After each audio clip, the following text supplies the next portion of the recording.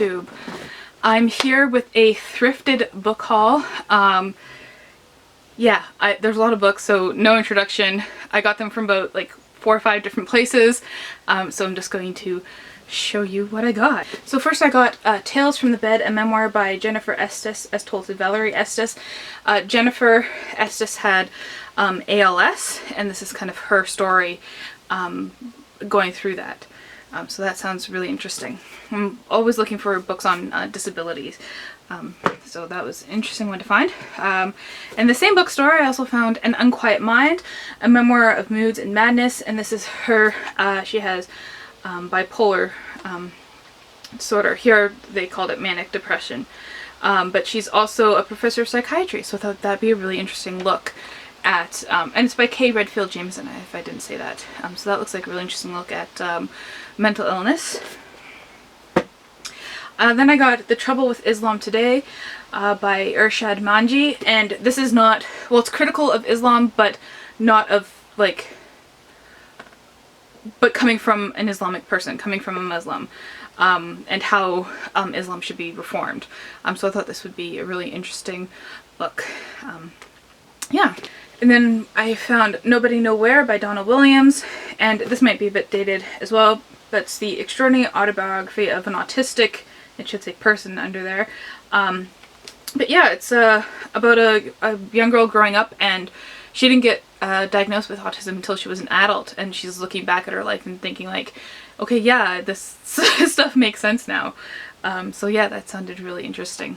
Then I got Memory by Philippe Grimbert, and this is a novel, but he's a character in it. So I don't know how much of that is, how much this is true or autobiographical or whatever. But this man's parents committed suicide together, and it's him growing up with that. And I thought that would be a very interesting look at a mental illness as well. Then I got the Guy Fieri cookbook, The Diners, Drivers, and Dies. All-American Road Trip with recipes. And this was $1.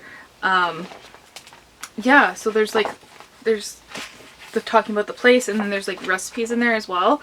And I love Guy Fieri. Like, chicken croquettes, Joe's famous tricolor pasta with grilled chicken. Like, you know, that just seems really cool. And then I got Raj, a novel by Geeta Mehta, and this is Indian historical fiction.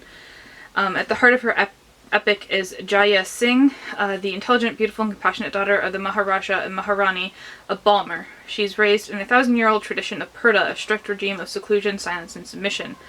But with the premature death of her decadent, westernized husband, Jaya must assume the role of Regent Maharani of Sirpur. And it goes on, but it seems it's a historical fiction from India. And this, I was so excited to find this. One of my favorite poets is Robert Service, and one of my favorite poems is the Cremation of Sam McGee. So I found this edition. So this is The Shooting of Dan McGrew and the Cremation of Sam McGee. And there's illustrations and you know, not necessarily a children's poem, because we're watching a man being burned alive. But yeah, that's one of my all-time favorite poems. Strange things are done in the midnight sun by the men who toil for gold. That's the way it goes. Where is it? There, yeah. There are strange things done in the midnight sun by the men who moil for gold. The Arctic trails have their secret tales that would make your blood run cold. The northern lights have seen queer sights, but the queerest they ever did see was the night on the marge of Lake Labarge I cremated Sam McGee. Just, I'm gonna read that like right after I'm done filming the video. The Kiss of the Fur Queen by Thompson Highway. This is a where is it? Cree. The Cree brothers in northern Manitoba. That's where it takes place. And I think it does have to do, yes, it has to do with residential schools. I have an ebook copy of this that I got a long time ago, and when I saw the physical copy for $1, I decided to buy it. Snatch that up. Then I got The Impressionist by Hari Kunzru, And this is, oh, this is about caste in India. And this young man is being passed off as one caste, and then it's discovered that he's of a different caste, a lower caste. So that seems really quite interesting, cool. Oh, I got another cookbook. I was looking for like gluten-free cookbooks because I'm kind of getting into a rut of meals. So I don't even know if this is going to be gluten-free. But Jane Arden is a famous Canadian musician. I believe she's Canadian. I'm pretty sure she's Canadian. Yeah. And this is about her and her mother connecting over food while her mother's dealing with Alzheimer's. So it's like a story and a cookbook. So yeah, I think it's going to go on my shelves as opposed to like in the kitchen. There's lots in here. I scored big, especially I got a lot of religious books. I also got How the Garcia Girls Lost Their Accents by Julia Alvarez, and this kept coming up in my recommendations for books from Latin America, and they originate in the Dominican Republic to and then come to America. It's talking about, you know, what happens when they lose part of their culture to assimilate more into America. Yeah. Then I got, oh, Walking the Bible, A Journey by Land Through the Five Books of Moses. And this is a guy who, by Bruce Feiler, and he goes on the trip that Moses did, going from Egypt, crossing the Red Sea, climbing Mount Sinai, all those different things. So I thought that would be an interesting look in regards to my religious reading. I do a lot of religious reading. Another one I got is The Jesus of History, The Christ of Faith by J.R. Porter.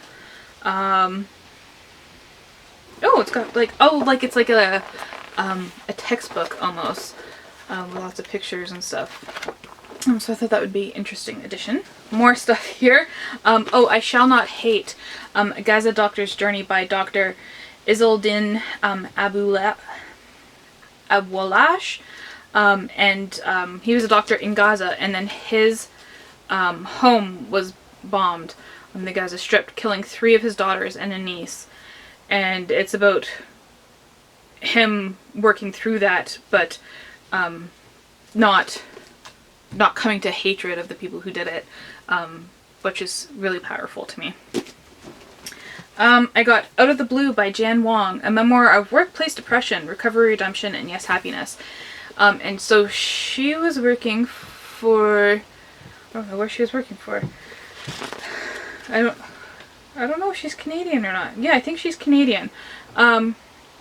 She wrote a story about a school shooting, and that there's a violent backlash against her, including death threats, and her newspaper failed to stand by her, and for the first time in her life she spiraled into a clinical depression.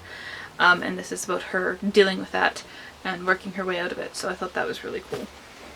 Not cool that that happened to her, but it will be interesting to read about.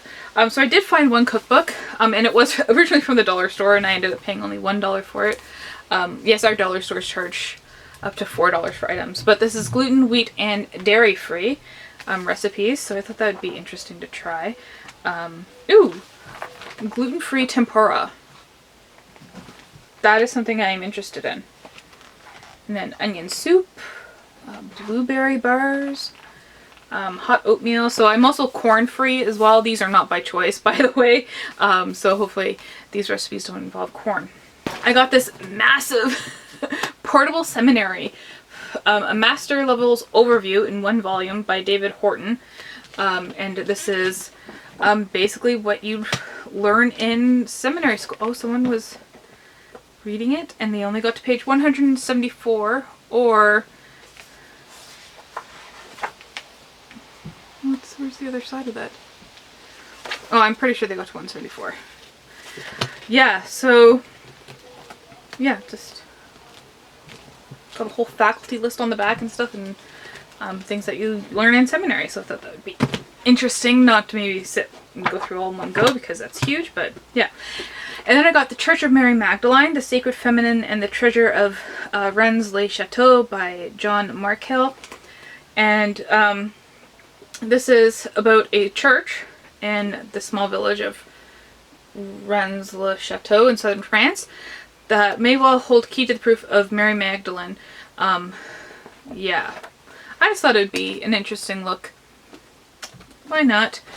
Let's see. I got this big bag full of books. There's only 3 books left. This one I didn't look too much into. I just saw the title. Recognizing Aboriginal Title, The Mabo Case and Indigenous Resistance to English Settler Colonialism by Peter H. Russell, who's a university professor in the Department of Political Science at the University of Toronto. A judicial revolution occurred in 1992 when Australia's highest court discarded a doctrine that had stood for 200 years, that the country was a terra nullius, literally a land of no one, when the white man arrived. The proceedings were known as the Mabo Case, named for Itty Mabo, the Torres Strait Islander who fought the notion that the Australian Aboriginal people did not have a system of land ownership before European colonization. That sounds really cool. It's a nice chunker of a book. I paid $3 for that one. I'm not telling you the prices on all of them. They're mostly $1 or $3. I don't know if I have this one, but I know I have it on ebook. And I know I saw someone recently talking about it, and I screenshotted it, and then got the ebook, and then got the ebook, and then deleted the screenshot, so I can't remember who recommended it. But I know it was popular before, but when they described it, I decided to get it. All I saw was Hello Kitty Lunchbox washes up on the beach in the Pacific Northwest, and then there's a mango cafe in Tokyo's Electric Town. So it seems like it would be an interesting read. And the last book I got is Ancestor Stones by Amanita Forna. And she is from Sierra Leone. And this is a young woman who has lived in England for many years. And then she begins gathering the family's history through the tales of her aunts. And I thought that was quite interesting. And I love old hardback library copies. Yes, so that's my book haul. So let me know if you've read any of these books, and thank you for watching.